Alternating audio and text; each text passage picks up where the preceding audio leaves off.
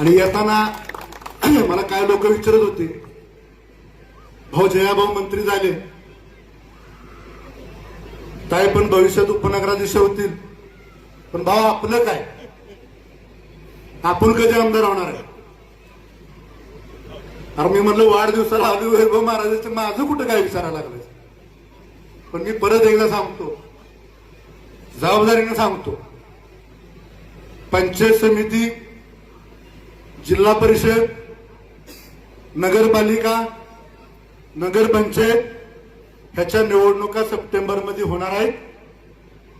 त्या निवडणुका झाल्यानंतर, निवडणुकीचा निकाल लागल्यानंतर, त्याच्या याद्या तयार झाल्यानंतर, त्याच्यानंतर 1 महिन्यात इलेक्शन लागणार आहे स्थानिक स्वराज्य संस्थेचं, आणि त्या शेखर गोरे तुमच्या आशीर्वादानं 100% आमदार होतात.